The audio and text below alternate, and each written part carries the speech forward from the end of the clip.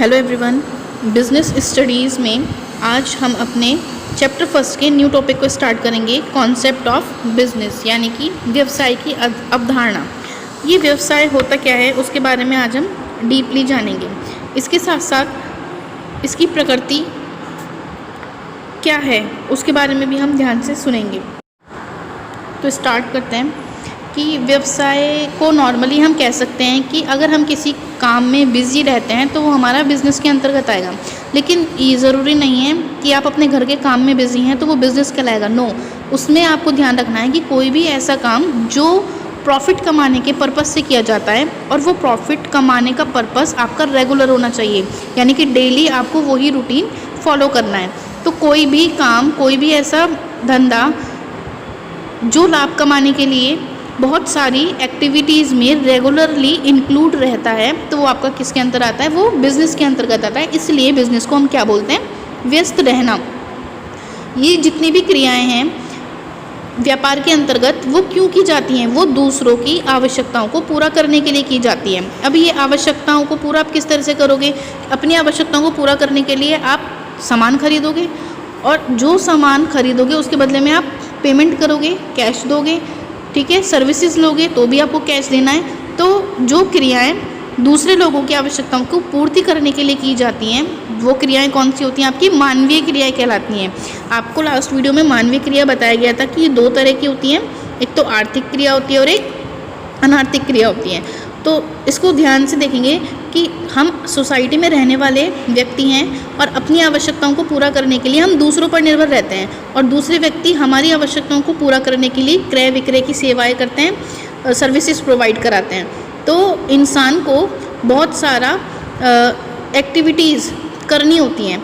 ये जो एक्टिविटी होती हैं, ये क्रियाएं दो पार्ट्स में डिवाइड की गई हैं। पहली आपकी आर्थिक और दूसरी आपकी अनार्थिक। इसलिए इन क्रियाओं को मानवीय क्रिया कहा जाता है क्योंकि ये मानव के द्वारा समाज की आवश्यकताओं को पूरा करने के लिए की जाती हैं। टॉपिक क्या आता है कि आर्थिक क्रियाएं क्या होती हैं? तो आर्थिक क्रियाएं वो एक्टिविटीज़ होती हैं जो हम अपनी लाइफ को चलाने के लिए करते हैं, यानी कि जीवन यापन करने के लिए करते हैं और इनका मेन मोटिव क्या होता है? पैसा कमाना। वो हमारी क्या होती हैं? आर्थिक क्रियाएं होती हैं। और अनार्थिक क्रियाएं क्या होती हैं? जो हम पैसा कमाने के लिए नहीं करते बल्कि देशभक्ति के लिए, किसी सहानुभूति के लिए करते हैं, वो हमारी अनार्थिक क्रियाएं होती हैं। अब इसका एग्जाम्पल देखिए, अगर कोई श्रमिक मजदूर कारखाने में काम कर रहा है, एक डॉक्टर अपनी क्लिनिक पे बैठा हुआ है या कोई टीचर पढ़ा रहा है, तो वो आपका जो है आर्थिक क्रिया के अंतर्गत आएगा क्योंकि ये अपनी लाइफ को डेवलप करने के लिए, एक्टिव करने के लिए प्रोसेस पर है। बट अगर आप किसी को रोड क्रॉस करा देते हो या अपनी मम्मी की हेल्प करते हो तो वो आपका अनार्थिक क्रिया में आएगा क्योंकि इसका उद्देश्य क्या है? सहानुभूति है। आपका मम्मी के लिए वो प्यार है, ठीक है। तो आर्थिक और अनार्थिक क्रिया आपको क्लियर हो गया। अब हमारा इसमें नेक्स्ट टॉपिक आता है कि आपने बिज़नेस तो पढ़ लिया, अब उसकी विशेषता कैसे पहचानोगे कि वो बिज़नेस है? तो नेक्स्ट टॉपिक हमारा नेचर ऑफ बिज़नेस, यानी कि व्यावसायिक क्रियाओं की क्या प्रकृति है, क्या विशेषता है। सबसे पहला पॉइंट इसमें है कि एक आर्थिक क्रिया है। आर्थिक क्रिया आपको पता है कि जीवन को चलाने के लिए किया जाता है। मेन मोटिव क्या है? पैसा कमाना। तो बिज़नेस को आप क्या बोलते हो? कि एक आर्थिक क्रिया है। सेकंड पॉइंट इसमें है आपका वस्तु और सेवाओं का उत्पादन और उनकी प्राप्ति। जितनी भी बिजनेस यूनिट्स होती हैं उनका काम क्या होता है? वस्तुओं को बनाना, फिर उसको खरीदना और बेचना।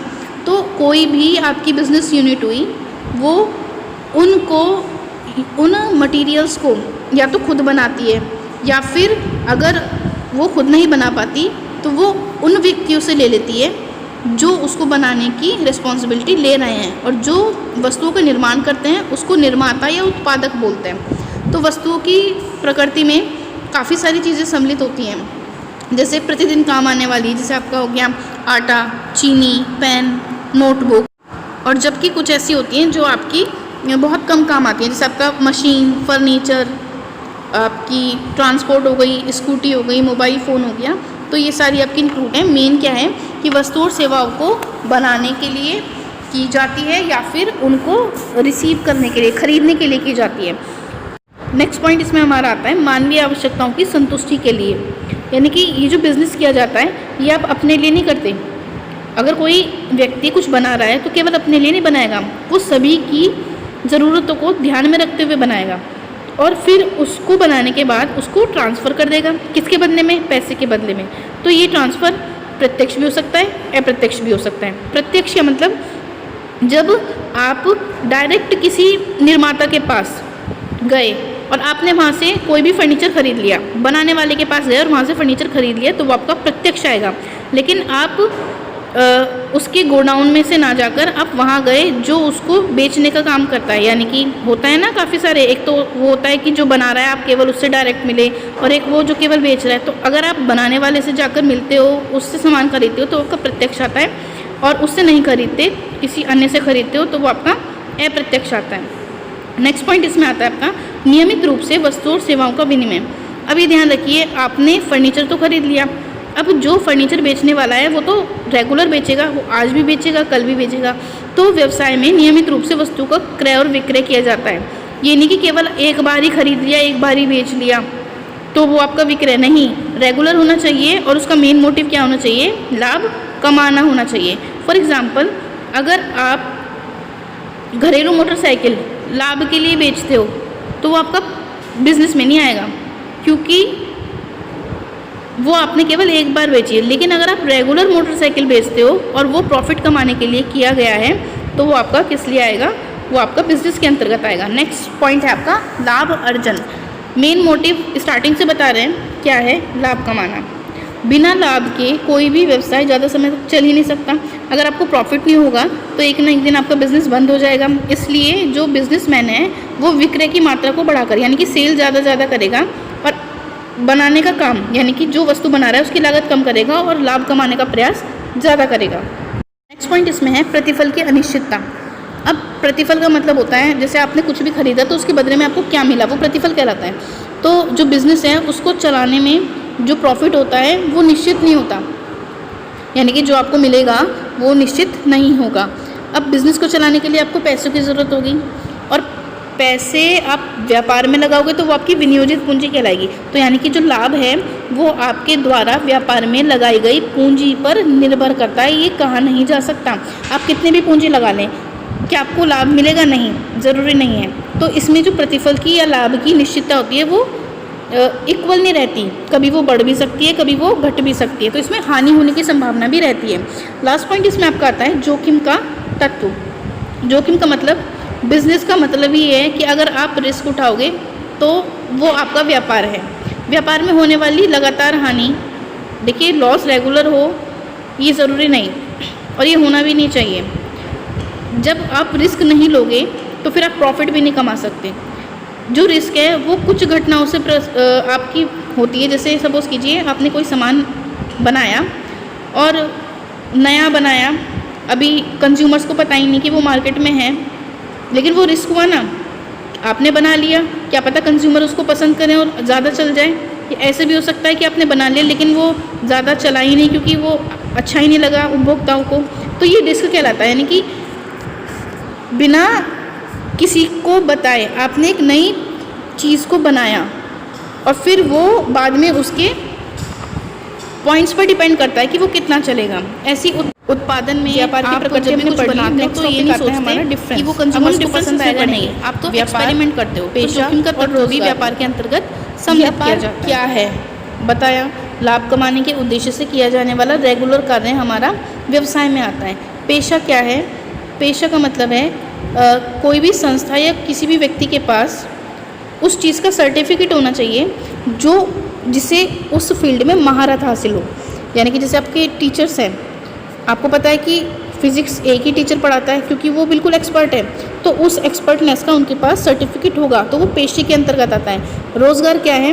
नियुक्ति पत्र या सेवा समझौता। यानी कि आप किसी कंपनी में जाएंगे, किसी भी संस्था में जाएंगे और वहाँ पर केवल आप उसकी सर्विस करेंगे, जो वो कहेगा वो आपको करना पड़ेगा। तो ये व्यवसाय का, पेशे का और रोज़गार का क्या है? अंतर मेन। सेकंड पॉइंट इसमें कार्य की प्रकृति। व्यापार में दो तरह के कार्य होते हैं, वस्तुओं और सेवाओं को खरीदना और बेचना।